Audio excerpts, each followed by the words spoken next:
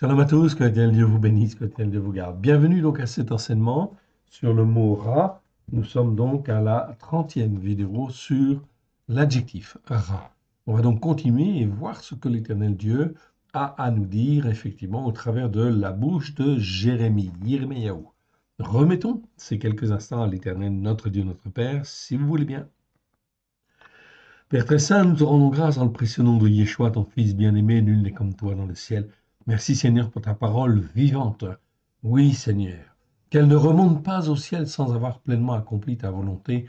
Parle Seigneur, ton serviteur, ta servante écoute.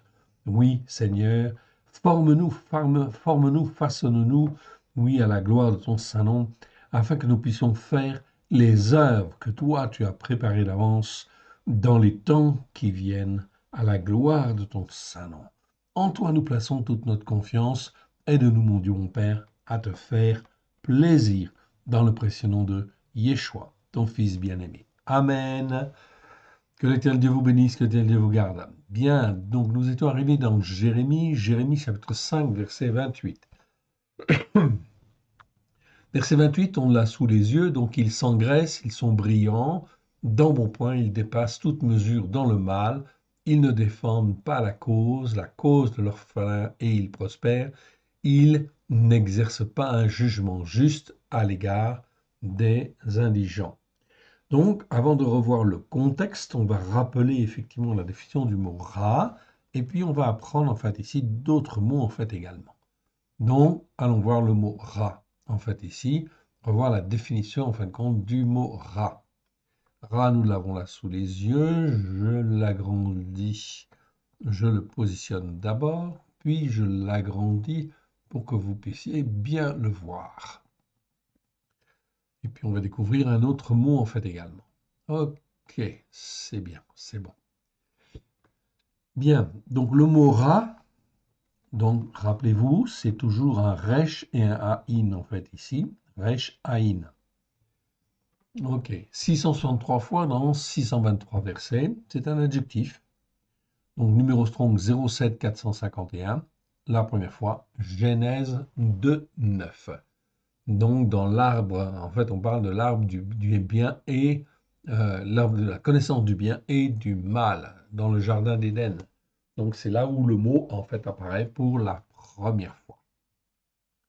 Donc, Ra définit tout ce qui est mal, mauvais, ce qui est mal, ce qui est mauvais, les graves. Selon les racines hébraïques anciennes, la racine Resh Aïn, donc je rappelle que les vraies racines pour trouver l'étymologie des mots hébreux, c'est toujours une lettre ou deux lettres, en fait, ici.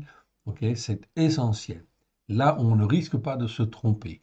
Si on reste, en fait, ici, sur la définition de la racine avec trois lettres, effectivement, on passe en fin de compte sur certaines significations et on peut se tromper. En fait, ici, ça peut arriver à donner des mauvais sens. Bien sûr, les racines en fait doubles, simples ou doubles, sont beaucoup moins évidentes en premier abord et elles ne sont que très très rarement en fait enseignées, malheureusement. Okay, donc c'est pour ça qu'on l'aborde afin de pouvoir aller plus loin et être plus proche de l'hébreu, de la signification hébraïque que l'Éternel Dieu a voulu nous donner avec grâce et vérité au travers de Yeshua, son Fils bien-aimé. Donc la racine Resh Aïn, que l'on voit là, est l'emblème de tout ce qui est terrestre, opaque et mauvais, en fait ici. C'est-à-dire qui est attaché à la terre, c'est-à-dire qu'il n'y a pas de notion spirituelle ou peu, en fin de compte, ici, ça ne s'élève pas. C'est le mal par essence, tant sur le plan physique, par exemple, en fait, les vaches laides, dans en fait, les plaies d'Égypte, quand on parle des vaches laides, effectivement, c'est des vaches mauvaises, littéralement. Mais on ne va pas traduire en français par mauvaise, ça ne coule pas assez bien, en fait, ici, dans la traduction, donc on va dire vache laide, et c'est très bien. Donc, en fait, soit effectivement sur le plan physique, soit moral ou spirituel. Par exemple, le mal qui s'oppose en fait au bien. Ça, on comprend très très bien, effectivement. Il existe une variante de ce mot, en fait hébreu, ra, en fait ici, qui est en fait ici ra'a. On le voit en fait ici. Okay, qui exprime d'abord le féminin de ra, donc ra au féminin, ça donne ra'a, en fait, ici. Le mot ra'a avec la terminaison kamatse peut aussi exprimer un mal augmenté, ok, ou un mal supérieur, ou quelque chose d'excessif en fin de compte. Ok. Le rajout de cette finale, en fait, ici, donne un côté en fait très augmentatif. C'est pourquoi on pourra traduire par une bête féroce, par exemple, plutôt qu'une bête mauvaise quand c'est ra'a. C'est le cas en fait avec Yosef. Enfin, et effectivement, et c'est très courant, notamment chez les prophètes, le mot ra'a, ok, est très souvent traduit par malheur. Ok, et ce n'est pas une mauvaise chose, c'était même plutôt une bonne chose. Le mot ra'a est classé avec le même numéro strong que le mot ra, mais en fait, il existe 284 fois dans les Écritures. Ok. Donc, ça représente, en fait, on va dire un bon tiers, en fait, ici, puisque le mot existe, en fait, 663 fois, enfin, presque la moitié, hein. Donc, la moitié, c'est en fait un mal augmenté ou en fait un malheur, en fait, ici, tout simplement. Ok. On trouvera 70 fois, ok, le mot ra'a, on le trouvera 70 fois dans le livre de Yirmiyahu, Jérémie, où le mot ra'a exprime très exactement et très clairement le malheur dû à la désobéissance ou la rébellion qui perdure. Donc le malheur dû à la désobéissance ou le mal qui vient en retour, si vous voulez aussi. On peut dire ça, hein, aussi, qui est la conséquence du mal que l'on a fait. En définitive, selon les Écritures, le malheur, ra'a, est très clairement, en fait ici, la conséquence. Ok. Donc c'est ça qu'il faut retenir. Le malheur, c'est toujours, toujours, toujours la conséquence des péchés, des transgressions, des iniquités qui perdurent. Donc, s'il y a en fait iniquité, s'il y a péché, s'il y a transgression qui perdure, ça se termine toujours, toujours, toujours mal, selon les Écritures. Donc, il y a un retour de bâton. Le mal qu'on a fait entraîne un mal en fait en retour automatiquement, que l'on traduit par malheur. Okay. C'est biblique, okay, donc c'est effectivement des conséquences. Donc on n'échappe pas en fin de compte au malheur, etc., ou aux conséquences en fait de nos actes, de nos paroles, de ce que nous sommes sur la terre. D'où l'importance effectivement d'avoir un bon jugement, d'affiner son jugement, afin d'éviter tout ce qui est mal, oui bien sûr. Okay. Lorsque l'orgueil est présent, en fait, dans les Écritures, ok, on va corriger ici. Lorsque l'orgueil est présent, en fait, dans les Écritures, ok, eh bien, en fin de compte, le mot parle, en fait, ici, plutôt, en fait, de méchanceté. Donc, lorsque l'orgueil est présent, ok, alors, on va dire comment dire, elle parle, lorsque l'orgueil est présent, lorsque l'orgueil est présent, virgule, les Écritures, en fait, ici, parlent non pas de mal, mais plutôt de méchanceté. Okay. Dans ce cas-là, c'est le mot rachat. Donc, ra, en fait, ici, okay, devient en fait rachat, en fait, ici. Okay. Rachat que je retrouve là. Donc, vous voyez, vous retrouvez dedans le resh et le haïn, et au milieu, vous avez un shin. Okay. Shin, c'est l'idée d'un cercle, en fin de compte. OK. C'est l'idée d'un cercle. Donc, dans rachat, on avait vu la définition. Le mal, en fin de compte, est au milieu. OK. C'est le centre du cercle. Et il y a un rayonnement tout autour, en fait, ici. Donc, dès qu'il y a un rayonnement tout autour, il y a une influence, en fait, ici, tout autour. On ne parle plus simplement de mal, mais on parle de méchanceté, parce que cela influe, en fin de compte, dans l'environnement. Rachat, en fait, au singulier, Rechaïm, en fait, au pluriel. Le mot, en fait, on l'avait vu déjà dans le détail. Donc, on a vu tous les versets sur le mot rachat, Rechaïm. OK, 263 fois dans 249 versets. Je vous renvoie aux vidéos. Autre exemple de mot, en fait, ici, ça on ne l'a pas vu, en fait, encore. Enfin, on l'a aperçu ici une fois. Autre exemple de mot sur la racine Rechaïn. Donc, Rechaïn va donner aussi le verbe ra'a. Vous voyez Resh Aïn, et Aïn est doublé, en fait, ici. Donc, ra'a, c'est un verbe qui existe 83 fois dans 80 versets, numéro strong 07 489, On le voit dans Genèse 19, 7 pour la première fois.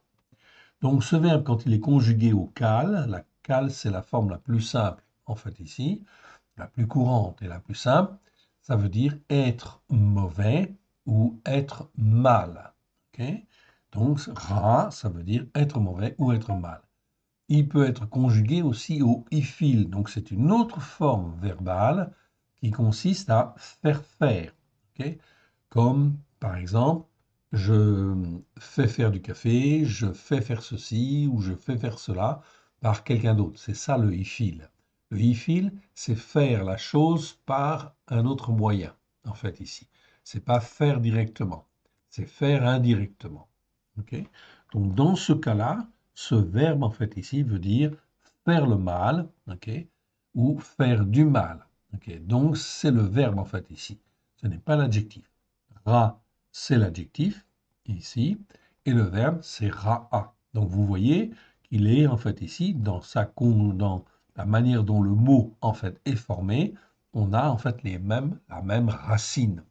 C'est ça qui est très, très, très important parce qu'on va pouvoir ainsi, dans la définition des mots, dans l'étymologie des mots, pouvoir vérifier si les dictionnaires que nous avons, par exemple, eh bien, s'ils ne se sont pas trompés ou affinés, en fait, le sens, en fait, ici, du mot, en fait, ici, évidemment. Donc, lorsqu'on a la racine resh aïn, que je vois en fait ici, on a toujours cette tendance en fait ici de ce qui est mal en fait ici. Ok? Donc, c'est une base. Après, s'il y a d'autres lettres, eh bien en fait, ça va rajouter, mais on a la racine principale. C'est ça qui est très important. L'hébreu est très, très, très organisé. En fait, ici, c'est très hiérarchisé. Donc, c'est vraiment d'une logique implacable. Ok? C'est donc extrêmement important de bien comprendre en fait ce sens-là. Rappelons en fait ici, dans le mot en fait ici que je viens de vous montrer, ok, ra'a, ok, que en fin de compte ici j'ai un doublement de la racine aïn. Donc la racine aïn, ok, la lettre, le signe aïn, pardon. Rappelons que le signe aïn, ok, voilà, ici, je vous le montre en fait ici, est en général le signe du sens matériel, image du vide ou du néant, en fait ici.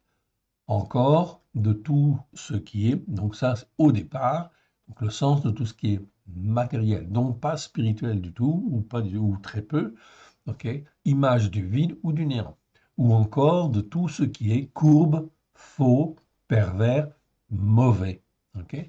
Donc répéter deux fois, comme la lettre, le signe, en fait, est répété deux fois ici, ok, dans ce mot, eh bien, en fait, répéter deux fois dans ce verbe, il ajoute là, d'autant plus, d'intensité. Donc c'est comme cela que l'hébreu, en fait, ici fonctionne aussi. Donc quand il y a une répétition, en fin de compte, de la lettre, ça en augmente, en fait, ici, les effets. On peut garder cette définition comme étant une définition générale qui, en fin de compte, ici, trouve effectivement son sens dans les mots en fait hébreux. C'est donc important de bien comprendre cela. On aura l'occasion d'en revoir. Je reviens en fin de compte dans mon mot, ici, dans mon chapitre, ok, Jérémie chapitre 5, versets 22 à 31. Et ce qui nous intéresse, c'est surtout le verset 28, mais on va relire quand même le contexte, parce que j'ai un certain nombre de commentaires à vous faire. Donc, verset 22. Ne me craignez-vous pas, donc Jérémie, je vous rappelle, c'est un prophète très très important. Il a prophétisé 42 ans, et le but, en fin de compte, de ce prophète, entre autres, c'est de ramener le peuple qui marche mal, en fait, qui fait ce qui est mal, en fait, bon devant Dieu, et qui persévère dans ce qui est mal. Donc, ici, c'est un exemple de prophète excellent, en fait, ici. Pourquoi excellent? Eh bien, tout simplement parce que chaque fois qu'il y a le mal, ça va entraîner, en fait, le malheur, systématiquement. Ce sont des lois bibliques, ok? Et comme c'est l'Éternel Dieu qui a fait le ciel et la terre, tout, en fait, ce qui se passe sur la terre, eh bien, en fait, est fait, agit, en fait, ici, agit selon les lois de Dieu, oui, bien sûr. Ok, même si beaucoup de gens ne le voient pas, en réalité, c'est la loi de Dieu qui prime. Donc, que je sois juif ou non juif, que je sois en fin de compte français, anglais, américain, russe, chinois, etc., ce qui prévaut en définitive, c'est la Torah. Okay, c'est la parole de Dieu, c'est lui qui a créé le ciel et la terre, et en fin de compte, la terre a été partagée en fait ici selon les langues, vous vous en souvenez, ok? Et effectivement, c'est donc très important de bien comprendre en fait comme cela. Ok. Après Noé, la terre a été séparée, évidemment. Ok. Séparée en fait en fonction des peuples, en fonction des langues, etc. Tout simplement parce que l'Éternel Dieu fait un travail sur chaque pays, chaque nation, etc. Et parmi toutes ces nations, il a choisi en fin de compte ici Abraham, Israël et Jacob pour en faire une nation, la nation d'Israël, la nation du peuple juif normalement, qui en fait devrait montrer l'exemple. Okay, c'est le premier appelé, en fait ici, Israël, c'est le premier-né. La descendance, en fait ici, d'Abraham, d'Israël et de Jacob, c'est celle qui passe en fait au travers de toutes les épreuves. C'est donc extrêmement important de bien comprendre cela. Lorsque je suis racheté par le sang de l'agneau, eh bien, automatiquement, que je sois juif ou non juif, eh bien, je suis greffé, en fait, ici, sur la racine d'Abraham, de Yitzhak et de Jacob. Je deviens, en fait, ici, un peuple descendant, en fait, ici, ou, en fin de compte, issu, en fin de compte, de Abraham, Israël, Jacob, par la foi en fait, ici. C'est donc très important, c'est ça le vrai Israël dont on a vu la définition la fois dernière. C'est l'homme qui lutte avec Dieu, en fait, ici. C'est pour ça que Jacob reçoit le nom d'Israël, en fait, ici. Donc c'est ça le vrai Israël, en réalité. Voilà pourquoi l'Israël d'aujourd'hui, en fait, ici, eh bien, doit se poser des questions et revenir à l'Éternel afin effectivement d'écouter la Torah avec grâce et vérité au travers de Yeshua Mashiach. Et normalement, c'était le rôle des chrétiens que de montrer l'exemple, de montrer que la Torah est la vérité et qu'au travers de Yeshua, Mashiach et de ses disciples, on avait une révélation, un accomplissement plein et entier, de manière, en fin de compte, à glorifier le Père et d'être en fait des fils et des filles d'Abraham, de Yitzhak et de Jacob, au travers de Yeshua, qui nous a rachetés par le sang de l'agneau. Tout se tient en fait en réalité.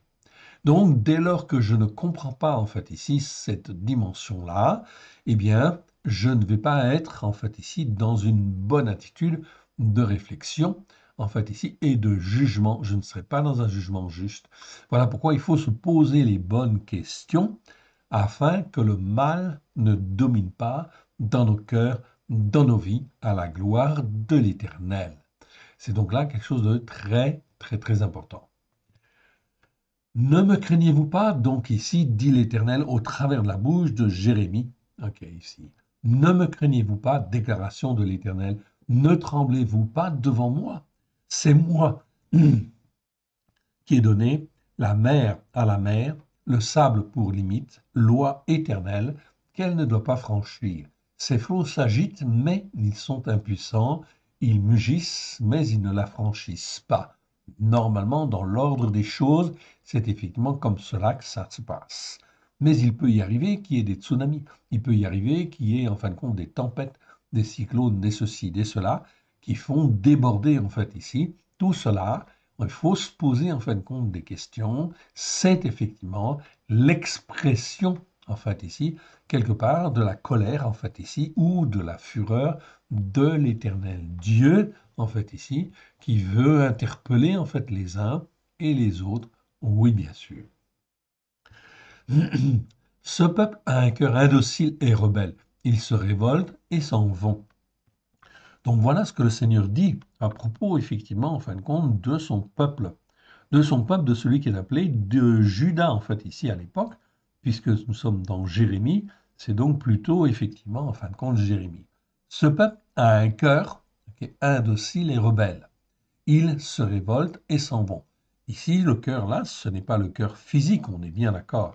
C'est le cœur où il y a les pensées, où il y a, en fin de compte, les sentiments, où il y a, en fin de compte, ici, en fait, tout ce que l'on ressent. Oui, bien sûr, effectivement. Donc, le cœur, ce peuple a un cœur indocile et rebelle. Voilà pourquoi il fait ce qui est mal. Et faisant ce qui est mal, ça le condamne automatiquement et ça amène automatiquement le malheur sur lui. Ils se révoltent et ils s'en vont. Voilà ce que dit l'Éternel ici dans ce verset 23. Et verset 24. Ok. Ils ne disent pas dans leur cœur au plus profond d'eux-mêmes. Donc là, je retrouve en fait ici également le mot cœur. Mais comme vous le voyez en fait ici, vous l'avez sous les yeux en fait ici, vous voyez ici le cœur ici, ça existe 592 fois dans 549 versets. Il n'y a qu'un seul bête en fait ici, que l'on peut prononcer vet effectivement, parce que la tradition rabbinique fait que le bet en fait ici peut être prononcé comme un V. Mais en réalité, étymologiquement, ou sont les racines hébraïques de la foi, c'est bien un bet. Donc, il y a un seul bet ici. Par contre, dans l'évav ici, eh bien, je me retrouve en fin de compte avec en fait ici les bab, donc il y a deux bêtes à la fin. Vous voyez, deux B, si vous voulez, ou deux bêtes. En fait, en hébreu, on dit bête. Ce mot-là, en fait, ici, existe 252 fois dans 230 versets. Donc, vous voyez, j'ai le mot lève qui est traduit par cœur, en fait, ici, dans nos traductions françaises, et le mot lebab, en fait, ici, ou levav, on peut prononcer levav, eh bien, en fait, qui existe 252 fois dans 230 versets, on les a tous distingués, donc on connaît tous les versets.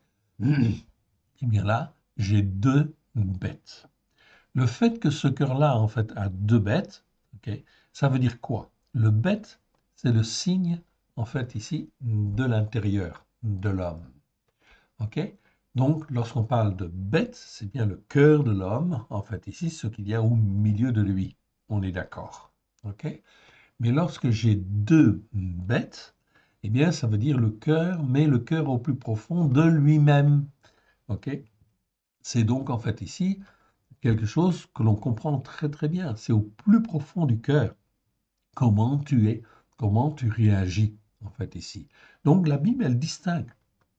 En fait ici, le cœur, tout simplement. Ok? Et puis elle dit aussi, il y a aussi, en fin de compte, on ne trompe pas Dieu. Il y a toujours, en fin de compte, qui sont, en fait, les profondeurs, en fait, du cœur. Et là, en fait, dans le Lébab, on parle des profondeurs du cœur. Donc, qu'est-ce que tu as au plus profond, en fin de compte, de toi-même? Donc, ce mot-là, en fait, ici, dans nos Bibles en français, les versions françaises, qu'elles soient juives ou qu'elles soient, en fait, non juives, ok, ce mot lève et Lébab sont toujours traduits par le mot cœur, tout simplement. On ne fait pas la différence. Or, si l'Esprit Saint a mis en fin de compte deux mots différents, c'est bien pour les distinguer. Oui, bien sûr. OK.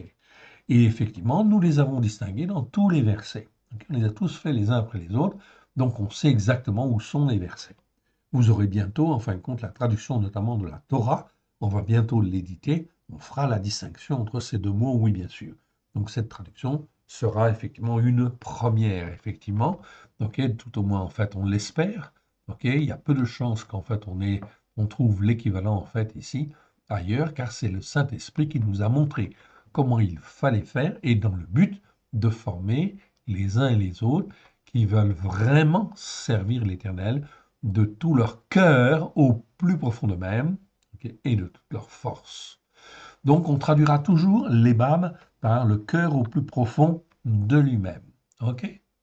Donc c'est important de le retenir et de le comprendre en fait ici. On ne trompe pas Dieu. Dieu, il sonde autant en fait le cœur que en fait le cœur au plus profond de lui-même. Oui, bien sûr. On ne trompe pas Dieu. Okay? Dieu sait très bien ce qu'il y a au plus profond de nous-mêmes.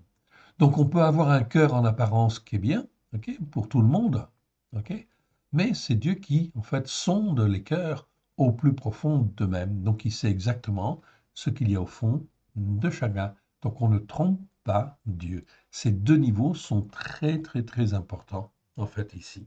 Ok. Parce qu'on ne peut pas tromper Dieu. Donc, avec Dieu, il faut jouer franc jeu. Il faut jouer avec un cœur au sincère, au plus profond de soi-même. Oui, bien sûr. C'est extrêmement important. Dieu sonde les cœurs, sonde les reins, bien sûr. Il sonde les cœurs au plus profond d'eux-mêmes. Voilà pourquoi, enfin, vis-à-vis de Dieu, on ne trompe pas Dieu.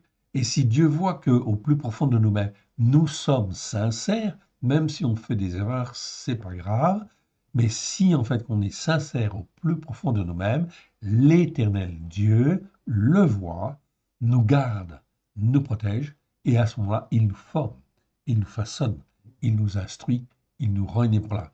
Il nous fait passer dans des épreuves. Oui, c'est pour ça qu'en fait, il faut que je dise, dès lors que j'ai donné mon cœur et ma vie à Yeshua, que je comprenne que j'ai été racheté par le sang de l'agneau pour être inscrit dans l'alliance que Dieu fit avec Abraham, Israël et Jacob, et que l'Éternel Dieu, par son esprit, en fait, avec grâce et vérité au travers de Yeshua, veut nous former, nous façonner, nous instruire, afin que nous soyons Ish, effectivement, qui s'attache à lui, évidemment, c'est-à-dire un homme spirituel, un homme, en fait, intelligent, un homme capable de s'attacher à Dieu, de rester attaché à Dieu et de devenir un Geber, c'est-à-dire un homme fait, un homme mature. Oui, bien sûr.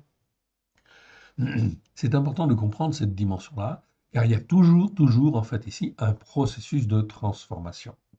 Donc, dès lors, je le répète, dès lors que je donne mon cœur et ma vie à Yeshua, eh bien, il faut que je fasse attention, que j'écoute jour après jour, semaine après semaine, mois après mois, que j'écoute, que j'apprenne l'obéissance et la soumission à l'Éternel Dieu. Ok. Et effectivement, là, on a toutes sortes de fêtes, on a en fait les Shabbats, on a toutes les fêtes. Tout cela nous apprend en fait l'obéissance et la soumission. Dès lors que je ne rentre pas dans l'obéissance et la soumission à Dieu, cela veut dire qu'au plus profond de moi-même, je n'ai pas un cœur sincère devant Dieu. Alors, eh bien, dans ce cas-là, on ne risque pas de grandir. Ou pas de grandir, en fait, ici, comme l'Éternel Dieu le voudrait.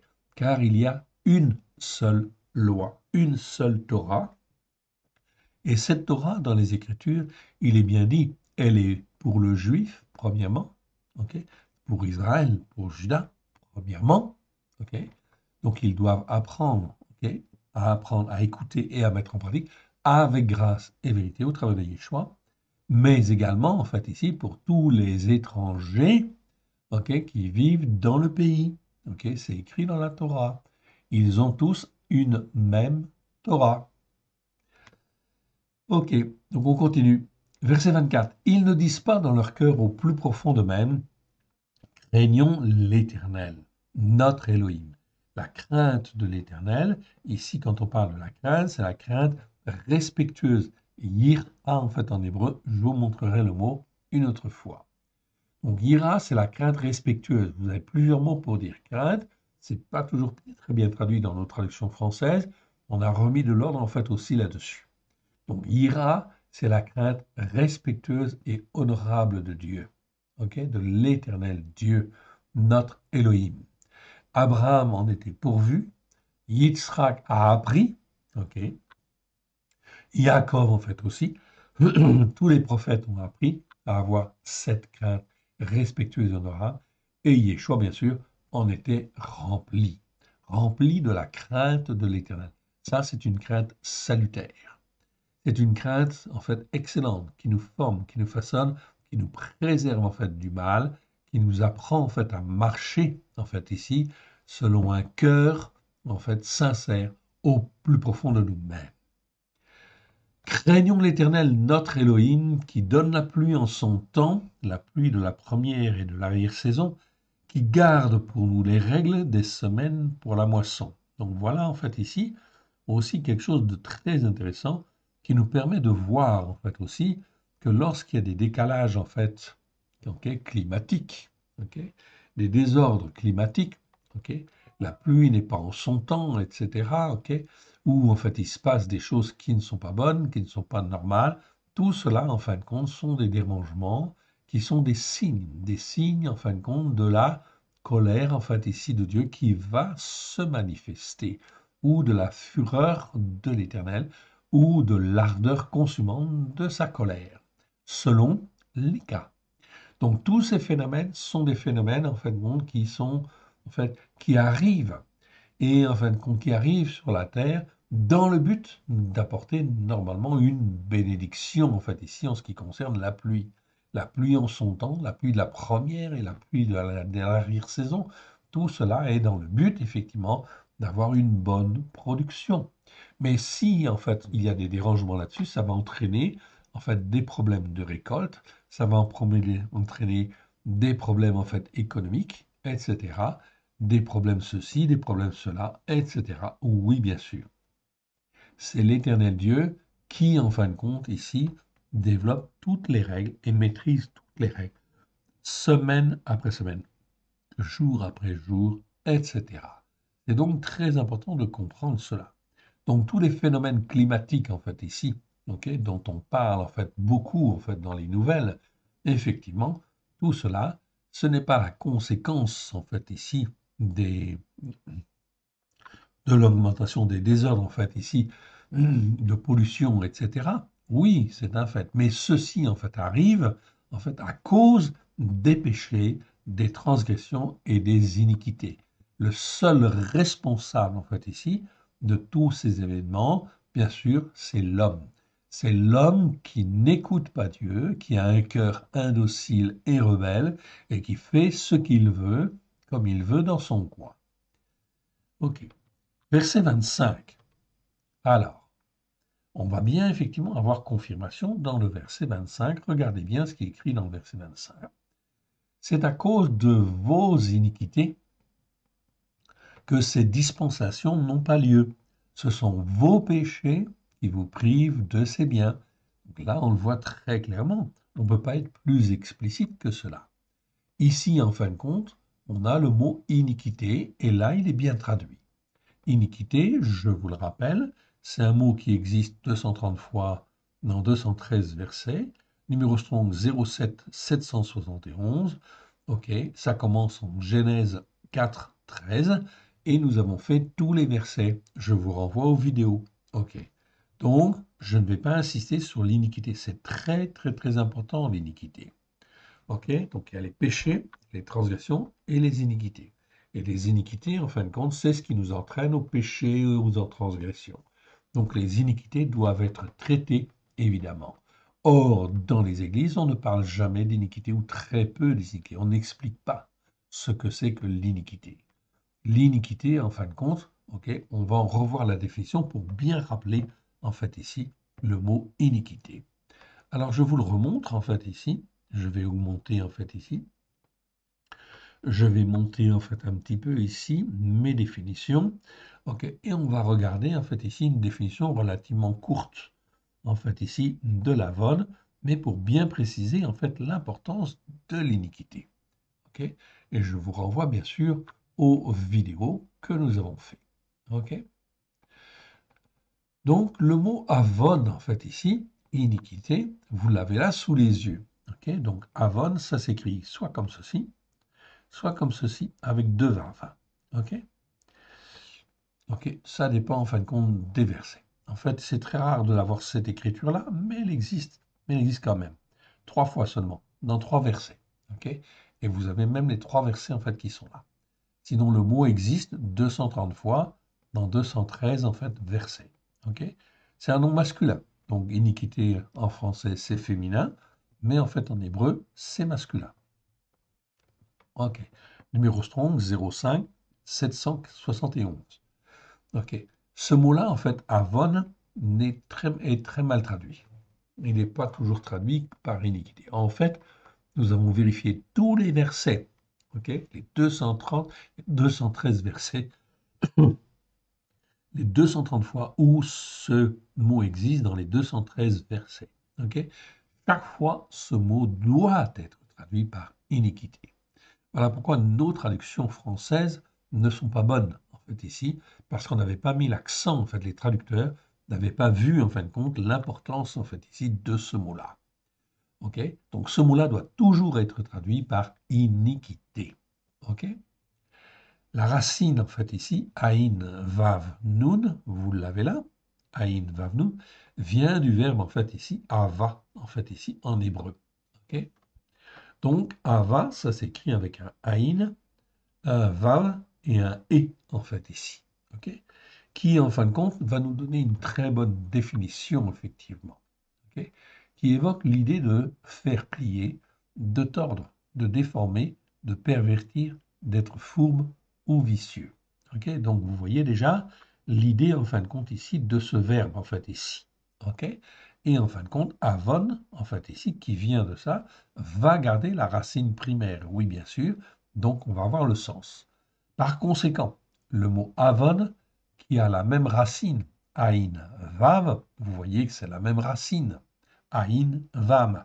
Aïn, vav ici, aïn, vav. OK? Donc, évoque toute idée de corruption, tout ce qui est mauvais, tordu, déformé, en fait, ici. OK? Tout ce qui afflige, affecte, humilie et affecte. OK? Donc, c'est vraiment, en fin de compte, très... Voilà pourquoi ce mot-là, il est très important. Je vous encourage à revoir, en fait, les vidéos sur l'iniquité, parce que, en fin de compte, si vous posez la question à un croyant, qu'est-ce que c'est que l'iniquité? Il ne saura pas répondre la plupart du temps. Selon les écrits de Qumran, ok, Qumran, le mot Avon exprime l'influence d'esprits mauvais venant de Bélial. Bélial, c'est qui? Eh ben, Bélial, c'est Satan. C'est en fait un nom hébreu pour parler en fin de compte de Satan. Ça existe 27 fois dans 26 versets, numéro Strong 0100. La lettre finale Nun que je trouve dans Avon devient en fin de compte ici le signe augmentatif et donne à l'être toute l'extension dont il est individuellement susceptible. Il indique par ailleurs ici une conformité en fait au monde, c'est-à-dire si je fais comme le monde fait, eh bien c'est sûr que je ne suis pas sanctifié et en fin de compte je suis dans l'iniquité en fait à plein. Tout à fait, absolument. Voilà pourquoi lorsque je donne mon cœur et ma vie à Yeshua, il faut que j'apprenne à discerner ce qui est mal devant Dieu, à distinguer ce qui est bien et ce qui est mal, et me séparer de ce qui est mal de plus en plus, de manière à ne plus être dans la conformité du monde qui s'enfonce de plus en plus dans l'iniquité. S'enfonçant de plus en plus dans l'iniquité, donc dans ce qui est tordu, dans ce qui est corrompu, dans ce qui est mauvais, automatiquement, on ne peut pas avoir une bonne attitude de cœur devant Dieu. C'est impossible. Donc ici, en fait, ici, on va voir que l'action de se joindre corporellement, de cohabiter avec les autres dans un élan commun de corruption. Donc ici, ok, eh bien, on s'aperçoit que tout ce qui est en fin de compte être en commun avec les autres n'est pas forcément bon. C'est bon si c'est sur les racines hébraïques de la foi, mais si c'est en fait ici les valeurs du monde, eh bien, en fait, c'est pas bon du tout. Ok? Donc tout ce qui est association en fait de valeurs humaines est en fait quelque chose de très mauvais. C'est empreint en fin de compte d'iniquité, oui bien sûr, dans le but de nous enfermer spirituellement. Bref, un croyant dans le monde doit s'attacher aux valeurs spirituelles de l'Éternel, sinon il sera la proie de la corruption spirituelle de Bélial. Donc on voit en fin de compte ici, ok, que en fin de compte ici, et ça c'est très important, l'iniquité en fait ici, ok, elle ouvre la porte à des esprits mauvais, toujours, ok, qui vont nous influencer en fait ici, bien sûr, dans le mauvais sens, évidemment. Nous empêcher, en fait, donc voilà pourquoi c'est un combat.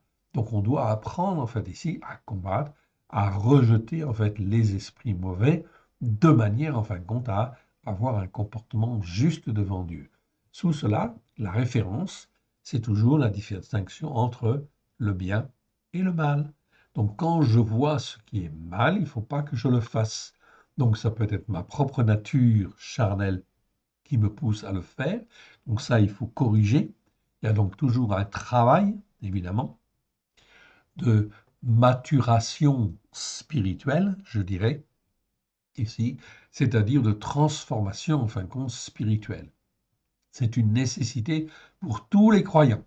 Tous les croyants doivent apprendre. Okay, et donc, en fait, dans ce combat-là, okay, le croyant doit apprendre à combattre ses propres, comment dire, envies charnelles, si je puis dire, qui sont dues à sa propre nature, mais aussi, en fait, ici, combattre les esprits mauvais qui peuvent influencer, en fait, ici, dans le même sens.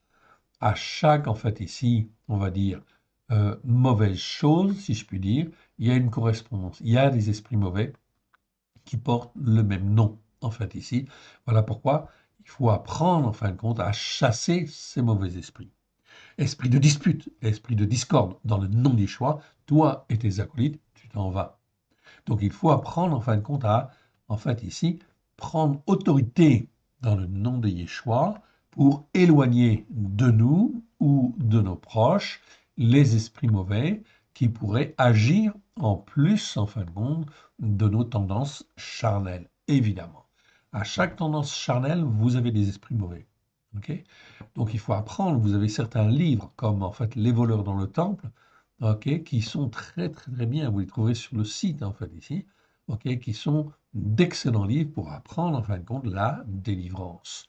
En fait, tous les croyants doivent apprendre à combattre contre les esprits mauvais. C'est une certitude, à différents niveaux, on est bien d'accord, mais c'est une nécessité. Je dis bien, tous les croyants doivent apprendre à chasser les mauvais esprits. Voilà pourquoi je vous encourage à découvrir certains livres. Un livre que nous aimons bien, c'est Les voleurs dans le temple, d'Idamé et Franck Hamon. C'est un excellent livre sur l'apprentissage, sur effectivement la délivrance. Il y en a d'autres, mais celui-là, nous le connaissons très très bien, effectivement, pour l'avoir en fin de compte très largement pratiqué. Donc des esprits mauvais venant de Bélial. Donc ici, pas de problème ici, enfin, pas de problème avec Yeshua. Au travers de Yeshua, tout est accompli. Donc la délivrance, en fait, ici, elle est pleine entière avec Yeshua dès le départ. Dès que je donne mon cœur et ma vie à Yeshua, je suis, en fin de compte, racheté et j'ai la victoire. Potentiellement parlant, en fait, ici, je vais dire, mais il faut que je la réalise, cette victoire, dans mon cœur au plus profond de moi-même, que je la comprenne, que je prenne position et que j'apprenne en fin de compte à chasser et en fait à prendre position dans le but de choisir ce qui est bien et de rejeter ce qui est mal. Ok. Bref, en fait ici, je reprends en fait ici. Bref, un croyant dans le monde doit s'attacher aux valeurs spirituelles de l'Éternel, okay, dans le monde dans lequel nous vivons, okay, doit s'attacher aux valeurs spirituelles de l'Éternel, okay, sinon il sera la proie de la corruption spirituelle de Bélial. Okay, il sera la proie de ses propres mauvais penchants, mais au travers de ces mauvais penchants, il y a en fin de compte des esprits mauvais qui peuvent agir, et la corruption spirituelle de Bélial, vous pouvez être assuré, en fin de compte, qu'elle est présente. Mais au travers, en fin de compte, de ça, c'est une réalité spirituelle dont je dois prendre connaissance, mais au travers de Yeshua, okay, j'ai la victoire. Yeshua me donne pouvoir. Jamais Yeshua ne m'abandonnera si, en fin de compte, j'ai un cœur sincère au plus profond de moi-même. Jamais Yeshua ne nous abandonnera. C'est impossible.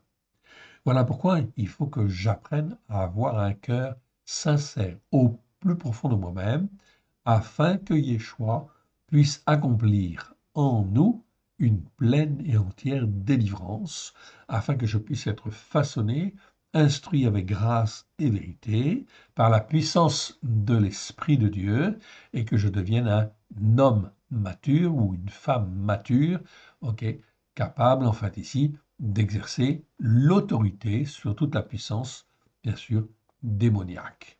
Ok? Ça, c'est très important, en fait, ici. Très important, fondamental.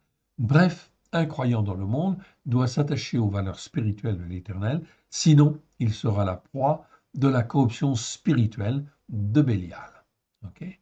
Soit en se révoltant contre Dieu, soit en adoptant les valeurs humanistes, rejetant celui qui a créé le ciel et la terre. Donc, ici, avec Yeshua, il y a un combat en fait à mener, oui bien sûr. Toutes les valeurs humanistes en fait ici sont effectivement extrêmement mauvaises. Pourquoi? Parce que les valeurs humanistes ne s'appuient pas sur en fait la parole de Dieu la plupart du temps. Non. Ok. Donc c'est très important d'apprendre en fait ici à discerner, évidemment. Tout cela fait partie de la maturation, je dirais, j'utiliserai le terme de maturation spirituelle. Ok? Maturation spirituelle, c'est très très important. En fait, ici, c'est fondamental. Ok? Tous les hommes de Dieu, en fait, sont passés par là. Ok? Ils ont tous eu une traversée du désert dans laquelle ils ont appris, etc. Ok? Donc, ils ont acquis une certaine maturité spirituelle. On peut parler de maturation spirituelle, c'est-à-dire être amené étape par étape à une maturité spirituelle que l'Éternel Dieu veut pour chacun de nous. Donc, l'Éternel Dieu ne veut pas que l'on reste un bébé spirituel. Ça, c'est une certitude, évidemment. On revient donc à notre, en fait, ici, iniquité. Je reviens, en fait, ici, à iniquité. Donc, verset 25, ici, nous dit très clairement, c'est à cause de vos iniquités que ces dispensations n'ont pas lieu, c'est-à-dire que vous n'avez pas la pluie, en fait, la première pluie de la première saison ou deuxième saison, etc. Donc c'est l'Éternel Dieu qui gère tout cela, évidemment. Et il regarde en fonction du cœur, en fait, ici, comment en fait on se comporte, en fait, ici, devant lui. Et si effectivement on est zélé au plus profond de nous-mêmes, pour nous attacher en fait à l'Éternel Dieu, eh bien dans ce cas-là, l'Éternel Dieu nous fait grandir en fait très vite, beaucoup plus vite. Verset en fait ici suivant, en fait ici verset 26. Ok. Car il se trouve parmi mon peuple des méchants. Aïe aïe aïe. Ok. Vous avez bien entendu ici, c'est dit en fait ici parmi mon peuple. Car il se trouve en fait ici parmi mon peuple des méchants. Ici j'ai bien le mot méchant. Ok, on a vu effectivement en fait ici toutes les vidéos, on a fait les vidéos sur le mot méchant. Le mot méchant existe 263 fois dans 249 versets. On a vu en fait ici le mot méchant. Donc on sait très précisément ce que c'est qu'un méchant. Oui, bien sûr. Donc un méchant, ça peut être un méchant physiquement, on est d'accord. Ok, mais est considéré comme méchant, nous l'avons vu, je vous renvoie aux définitions, je vous renvoie aux vidéos, est considéré comme méchant toute personne, même si elle est gentille en apparence, mais bibliquement, elle est considérée comme méchant dès lors qu'elle refuse Dieu, qu'elle refuse la Torah, qu'elle refuse la parole de Dieu. Eh bien, dans ce cas-là, elle devient, si elle persévère dans cette voie-là, elle devient, en fait, ici, une méchante personne. Elle devient un méchant, selon la Bible. Un méchant, c'est celui qui résiste, qui a de l'orgueil, qui ne veut pas plier le genou devant Dieu. Celui-là est un méchant. Donc vous voyez très bien que la notion de méchant, c'est pas forcément en fait méchant physiquement. Ok, ça peut être méchant spirituellement, au sens en fin de compte ici figuré du terme. Ok, donc méchant, attention. Ok, ici. Donc attention en fait aux méchants. Et le Seigneur dit en fin de compte, ben non, tu ne t'associes pas avec un méchant. Donc ça veut dire que si tu ne dois pas t'associer avec un méchant, et un méchant, tu ne l'invites pas chez toi. Ok. Donc ça veut dire quoi? Ça veut dire qu'il faut apprendre en fait à discerner, à avoir un jugement juste. Je vous renvoie aux vidéos sur le jugement juste. Car il se trouve parmi mon peuple, ok, donc chez mon peuple, il y a des hommes qui n'ont pas un cœur sincère au plus profond d'eux-mêmes, ok, et qui sont comme des méchants, en fait, ici. Eh oui, ils épient comme l'oiseleur qui dresse des pièges, ils tendent des filets et s'en prennent aux gens. Aïe. Eh bien ici, je le vois bien, en fin de compte, c'est le mot Enoch, c'est-à-dire aux gens ou aux hommes mortels. Le mot, en fait, ici, Enoch, ok, nous parle des gens, des personnes, des hommes mortels, ok, c'est-à-dire effectivement des hommes qui n'ont pas forcément la vie éternelle. S'ils restent dans l'état où ils sont, ok, ils n'ont pas la vie éternelle. Bien sûr, à tout moment, ils peuvent changer en fait d'attitude si au plus profond de de leur cœur, ils ont effectivement la volonté en fait ici de tendre la main à Dieu, de se poser les bonnes questions. À ce moment-là, il ne reste plus dans cet état spirituel, oui, bien sûr. Mais le Enoch, ok, parmi les 4 catégories d'hommes, je vous rappelle, vous avez le Adam, le Enoch, le Ish et le Géber. Adam, c'est l'homme, en fait, ici, créé, l'homme naturel, en fait, ici. Enoch, c'est l'homme, en fin de compte, qui vit, etc., mais qui n'a pas la vie éternelle. Ish, c'est celui qui est capable d'écouter Dieu et en fait de s'instruire, d'être intellectuellement développé, etc., selon la Bible, et de s'attacher en fait à Dieu. Et le Guéber, c'est l'homme mature. Ok. Donc on avait vu déjà ces définitions-là, c'est très très très important. Donc, il tente des filets, en fait, ici, aux gens, ok, aux gens qui, en fait, ici, n'ont pas forcément d'instruction, en fait, ici, par rapport à la parole de Dieu, ok. Et comme une cage est remplie d'animaux volants, leurs maisons sont remplies de fraudes, c'est ainsi qu'ils deviennent puissants et riches. Donc, les méchants, qu'est-ce qu'ils font? Les méchants, en fin de compte, ils agissent parce qu'ils convoitent, en fait, ici, les richesses, ils convoitent, en fait, ici, pour devenir, en fait, ici, puissants, etc. Et ce sont des méchants qui sont dans le peuple, en fin de compte, de Dieu. Et oui, alors, comment en fait on va discerner? Eh bien, on va discerner, on va apprendre à discerner. C'est l'Esprit de Dieu qui nous montre, qui nous apprend en fait ici, qui nous montre en fait ici, en fonction de ce que les gens disent et ce que les gens voient, est-ce que c'est un méchant ou pas? Si on voit qu'il est en fait, il recherche à être puissant, à dominer sur les autres et à devenir plus riche, etc., à s'approprier les richesses d'autres, eh bien, c'est un méchant, en fait, ici. Donc, dans ces cas-là, eh ben, on fait attention, évidemment. On avertit le méchant, bien sûr, pour qu'il se remette en question éventuellement, mais on ne fait pas alliance avec lui et, en fin de compte, on fait attention, évidemment. On apprend à discerner. Et on prie pour lui, éventuellement, si le Seigneur vous dit de prier pour lui. Verset 28. Ils s'engraissent, ils sont brillants dans bon point, ils dépassent toute mesure dans le mal. Et là, je retrouve en fait le mot mal, ok, que nous connaissons, que nous étudions en fait ici. Donc, ils dépassent toute mesure dans le mal. Donc, leur nourriture, en fait ici, leur pain, c'est le mal. Ils font ce qui est mal devant Dieu.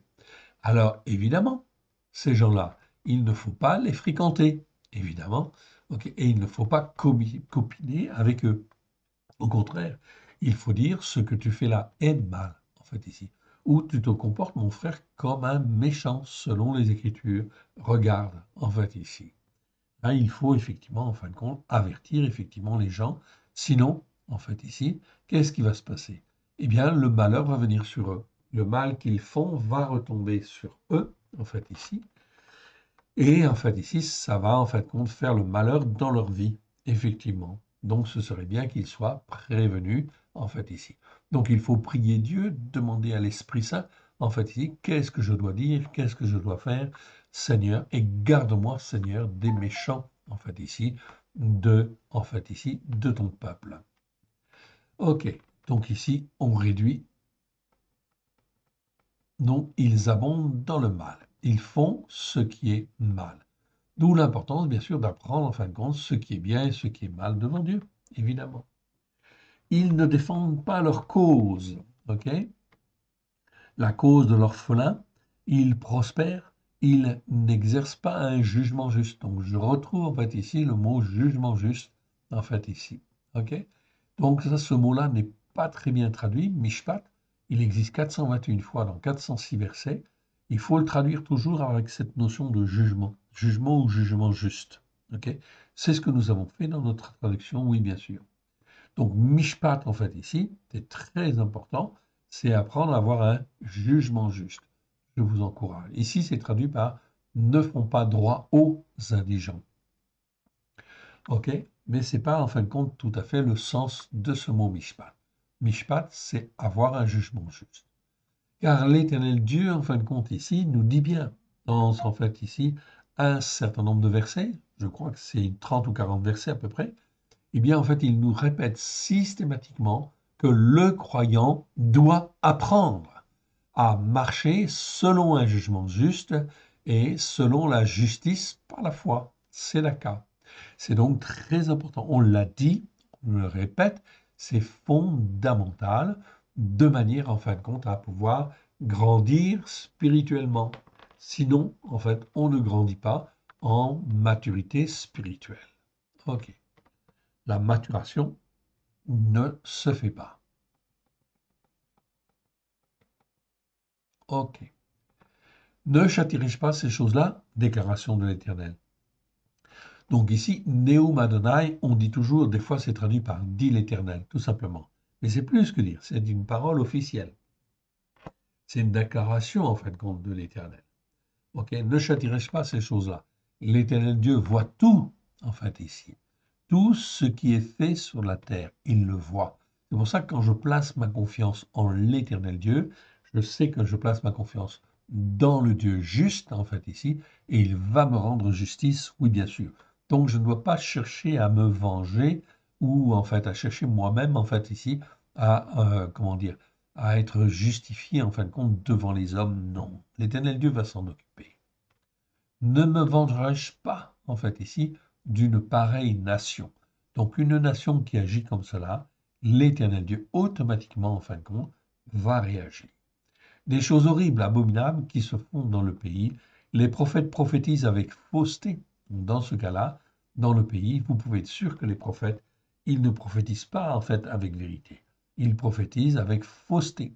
Et les sacrificateurs dominent sous leur conduite, et mon peuple prend plaisir à cela. Que feriez-vous à la fin? Donc vous voyez très bien ici, donc les prophètes, ils prophétisent en fait mal, ok, ils ne disent pas la vérité. Les sacrificateurs, c'est-à-dire les prêtres, les pasteurs, ils dominent en fait sous leur conduite, ok, et le peuple en fait prend plaisir en fait compte à cela. Donc vous voyez que l'iniquité, elle corrompt en fin de compte tout le monde. Donc là-dedans, il n'y a pas 36 solutions. Il faut que la parole de Dieu puisse être là pour apprendre à discerner ce qui est bien de ce qui est mal. Évidemment, c'est la parole de Dieu qui fera la différence. Sinon, en fait ici, eh bien les prophètes feront des fausses prophéties. Ok, et les prophètes, en fait ici, vous les écoutez. Est-ce qu'ils sont sur la Torah, les prophètes et les psaumes, à la lumière de Yeshua, c'est-à-dire avec grâce et vérité? Est-ce qu'ils enseignent la Torah pour dire que la Torah est la vérité? Oui ou non? Sinon, c'est pas un bon prophète. C'est un prophète, en fait, qui peut avoir été inspiré momentanément sur certains aspects, mais d'une manière générale, ce n'est pas un vrai prophète de l'Éternel. Un prophète de l'Éternel, il est bien ancré sur la Torah, les prophètes et les psaumes, à la lumière de Yeshua. Et il ne dira pas de mensonge, en fait, ici. Il enseignera la parole de Dieu comme elle doit être enseignée. Ok. On continue? Allez. Et on arrive dans Jérémie chapitre 6. Chapitre 6, versets 1 et 2. Fuyez, enfants de Binyamin, du milieu de Yerushalayim. Sonnez du chauffard à Tekoa. Élevez un signal à Beth Akerem.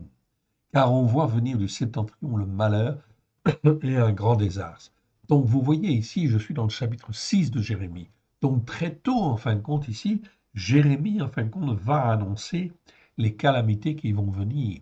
Ok, qui va annoncer Babylone qui va venir, etc. Le malheur, en fait, ici, je retrouve, en fait, ici, le mot, en fait, ra, en fait, ici, mais dans une forme, en fait, allongée, et c'est traduit par malheur, en fait, ici. Ok, du septentrion, c'est-à-dire du nord, en fait, ici, ok, car, en fait, ici, tous les malheurs venaient par le nord, en fait, ici, ok. Mais le nord, c'est une expression, en fait, un peu particulière, c'est la source du mal, en fait, ici, quelque part, ok.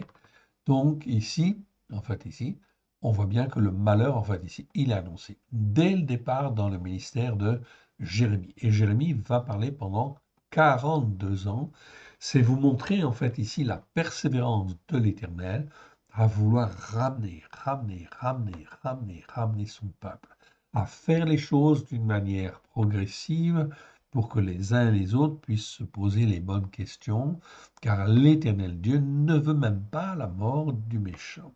Ce qu'il veut, c'est que les hommes et les femmes qui ont été mal enseignés puissent, au travers des événements, des premières secousses, etc., puissent se poser les bonnes questions, être interpellés et en fait se dire, oui, mais nous nous sommes trompés, nous n'avons pas écouté en fait la parole de Dieu et il faut donner son cœur et sa vie à Yeshua, ok, de manière à ce que Yeshua, en fait ici, par son sang, puisse nous laver, nous purifier, en fait ici. Okay, nous laver, nous purifier, et que nous puissions apprendre, en fait, ici, ce qui est bien et ce qui est mal. Donc ici, un malheur, en fait, vient, en fait, ici, et un grand désastre, en fait, ici, okay, arrive. La belle et la délicate, c'en est fait pour elle, la fille de Sion. Donc Jérusalem est appelée la fille de Sion parce que, en fait, Sion, c'est la montagne de la sainteté. Et quoi, pourquoi fille? Fille, tout simplement parce que elle est formée, façonnée. Normalement, Israël et normalement Juda étaient en fin de compte ici le peuple de Dieu qui devait être formé, façonné pour glorifier en fin de compte l'Éternel. Mais on voit en fin de compte, manifestement, que en fin de compte, Israël, ça n'a pas été le cas, ils ont été idolâtres. Okay, donc, ils ont été en fin de compte détruits dans les années 722, en fait ici, ok, 722 par la Syrie, en fait ici, ok, puis en fin de compte, ici, nous sommes un peu plus tard, évidemment, donc les 10 tribus du Nord n'existent plus, ok, elles ont disparu, et effectivement, il ne reste plus que Judas et Benjamin principalement, et là encore, en fait ici, eh bien, en fait, ils sont appelés Sion parce que, en fait, c'est les enfants de Dieu, c'est les enfants, ce sont les croyants, en fait, de l'époque, et voilà pourquoi nous aussi, nous sommes appelés, en fait ici, fille de Sion. Lorsque je suis racheté par le sang de l'agneau, Dieu me rachète afin de me greffer sur, en fin de compte, la bénédiction d'Abraham, de Israël et de Jacob, afin que je devienne un peuple pour Dieu, oui bien sûr, et que je puisse être formé, façonné dans la sainteté de Dieu, c'est-à-dire dans les valeurs de Sion, les valeurs de la montagne de Sion, la montagne de la sainteté, c'est la montagne de Sion, et que je devienne un fils ou une fille, en fait, de Sion, tout simplement. Ok? Donc, fille de Sion, ça veut dire celle qui était appelée. Donc, lorsque je donne mon cœur et ma vie à Yeshua, ok, eh bien, je suis adopté, en fait, ici, et je deviens, en fait, fille de Sion, un fils ou une fille de Sion. Ok? Mais d'une manière générale, en fait, c'est le terme fille, en fait, ici, qui va être le plus souvent, en fait, employé. Fille de Sion. Pour dire, en fin de compte, que l'on est héritier, en fin de compte, de quelque chose de la montagne de la sainteté. Ok. Vers elle marchent des bergers avec leurs troupeaux, ils dressent des tentes autour d'elle, ils broutent chaque homme, ok, chacun sa part. Ok. Donc on voit en fin de compte ici que Dieu prépare en fait ici des bergers, mais c'est pas des bons bergers en fait ici, c'est des bergers avec leurs troupeaux, ça veut dire des peuples en fait ici de combattants en fait ici, de méchants, qui sont là en fait ici pour pouvoir en fait ici exercer en fait ici le malheur en fait ici bien sûr qui va venir, dans le but que les uns et les autres se posent en fait les bonnes questions. On continue et on arrive en fait au verset 6. 6, 7, 8. Donc j'agrandis, enfin je monte, pardon. Donc Jérémie 6, verset 6, 7, 8. Car ainsi parle l'Éternel des armées. Okay, Éternel des armées, expression que l'on n'a pas étudiée dans le détail, mais des armées, ça veut dire que tout ce qui se passe en fait ici dans les lieux célestes et sur la terre, bien évidemment, ok, c'est effectivement sous le contrôle de Dieu. C'est l'Éternel des armées, c'est-à-dire de toute puissance, qu'il soit physique ou spirituelle. Oui, bien sûr. Car ainsi parle l'Éternel des armées. Abattez les arbres, élever des terrasses contre Yerushalayim. C'est la ville qui doit être châtiée, il n'y a qu'oppression au milieu d'elle. Donc ici, l'iniquité ayant fait son œuvre pendant, en fin de compte, des générations, eh bien, en fin de compte, il n'y a plus qu'oppression, etc. Eh bien, c'est ce qui arrive, en fin de compte, dans nos pays, en fait, aussi. L'oppression vient de plus en plus, les désordres viennent de plus en plus, et cela va entraîner, en fin de compte, ici, des choses mauvaises. Ok, très, très mauvaises. Comme un puits fait jaillir ses eaux, ainsi elle fait jaillir tout ce qui est mal en elle. Donc ici, même chose, en fait, ici, je retrouve, en fait, ici, le mot mal, ok, mal. Donc le mal, en fait, il sort. Dans la seconde, c'est traduit par méchanceté, mais ici, c'est pas le mot rachat, c'est le mot rat. Donc, c'est mieux d'utiliser effectivement le mot mal. Ok. Fait jaillir sa méchanceté. Non. C'est mieux de dire, en fait, ici, fait jaillir tout ce qui est mal en elle. Ok. C'est mieux. C'est plus proche, en fin de compte, de l'hébreu, en fait, ici. Ok. Parce que méchanceté, c'est pas forcément, en fait, ici, approprié, en fait, ici. Et dans les traductions en fait des nations, quand je trouve en fait ici méchanceté, les gens se disent je ne suis pas méchant en fait ici, donc je ne suis pas agressif, je ne suis pas en fin de compte un méchant en fin de compte comme on l'entend en fait dans la langue française. Eh bien effectivement c'est pas le même sens en fait en hébreu. En hébreu, méchant, c'est celui qui n'écoute pas et qui ne veut pas écouter. C'est un peu différent.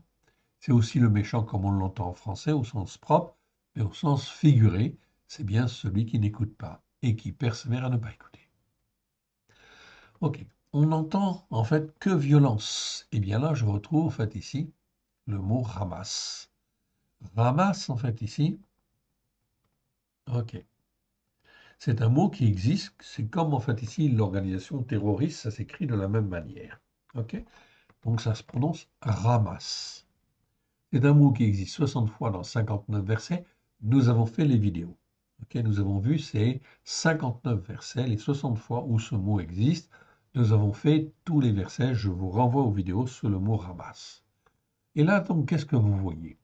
Eh bien, comme un puits fait jaillir ses eaux, ainsi elle fait jaillir tout ce qui est mal en elle. On n'y entend que violence. Ok. Eh bien, en fin de compte, c'est ce que vous voyez. Vous le constatez aussi en France, en fait ici, nous sommes en 2025, et vous ne pouvez ne pas manquer, effectivement, de constater que la violence, en fait ici, elle augmente. Et oui, mais elle augmente à l'intérieur de la France. Oui, c'est pas de la violence externe, pas encore. Ça peut arriver, mais c'est pas nécessaire. Pour le moment, c'est une violence interne. Et cette violence, en fait, elle monte. Ok, elle monte à cause des mécontentements. Elle monte, en fait, à cause, effectivement, de tous les gens méchants au sens propre du terme, en fait, ici, qui agissent, ok, et qui agissent, en fin de compte, directement, en fin de compte, ici, au niveau interne. Mais cette violence, elle s'exprime aussi avec les agriculteurs, avec telle autre corporation, etc. Elle s'exprime aussi en politique, vous le voyez bien. Aujourd'hui, le Parlement en fait est divisé. Nous n'avons pas un gouvernement en fait unifié. Ok, donc la violence en fait ici verbale en fait est là. Tout cela contribue en fin de compte à la mise en place d'un désordre en fait ici qui devient de plus en plus fort de manière à amener petit à petit la détresse oppressante qui amène l'angoisse, c'est-à-dire le mot tsara. On aura l'occasion de le voir. Donc cette violence, elle s'exprime et elle va continuer de s'exprimer et elle va toujours en augmentant, ok, dès lors que le cœur, en fin de compte, des hommes ne revient pas à l'Éternel.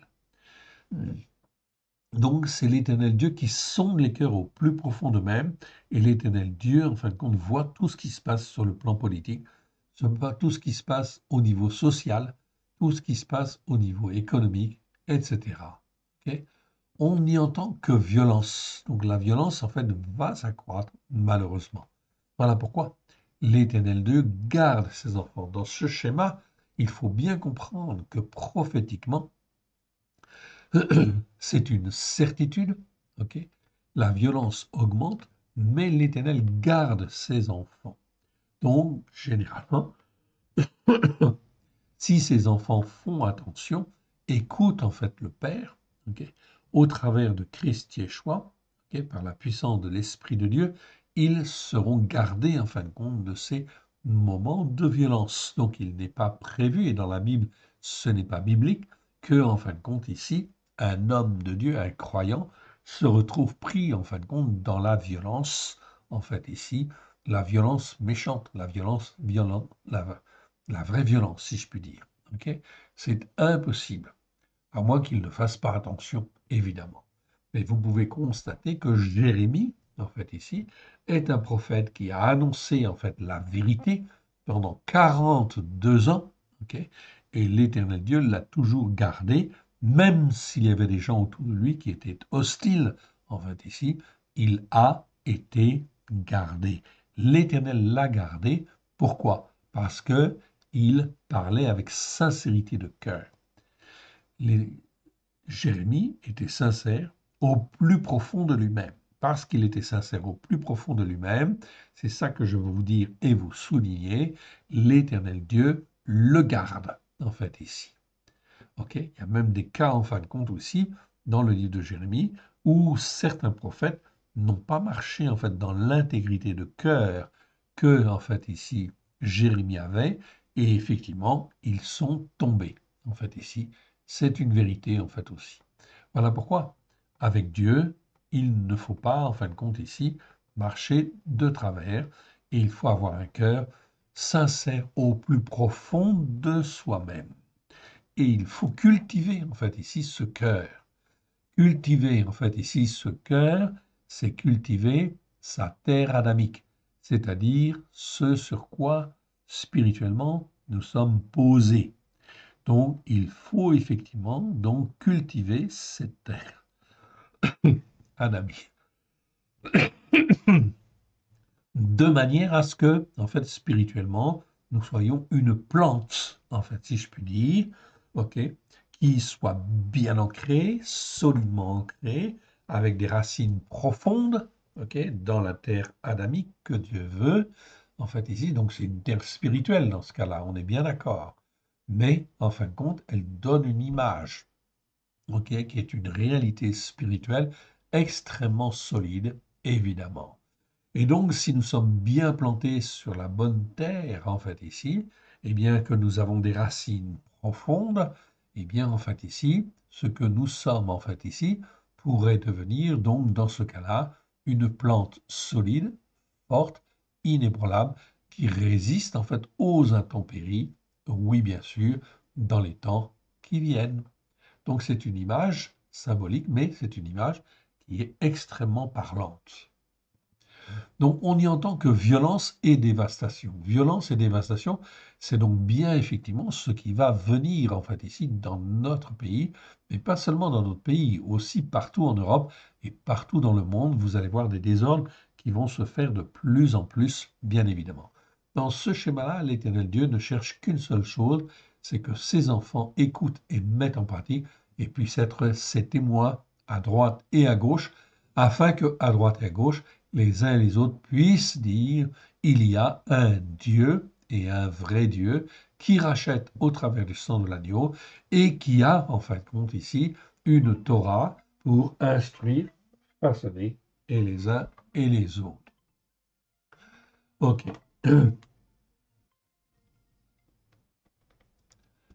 Alors, excusez-moi.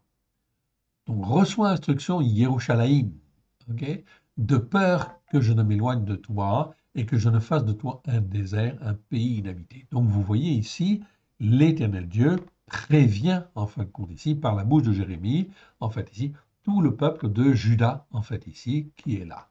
Est-ce qu'ils vont écouter? Eh bien, peut-être que oui, peut-être que non, mais en général, en fait ici, le cœur de l'homme n'a pas tendance à vouloir, en fait, écouter. Mais c'est pas notre problème. C'est le problème, en fin de compte, de Dieu, en fait, ici. Nous devons témoigner, en fait, ici. Témoigner comme Dieu le veut. Ok, je passe, en fait, sur tous ces versets, et puis, en fait, on va aller au suivant, en fait, ici. Et cela nous amène donc à Jérémie chapitre 6, verset en fin de compte 19.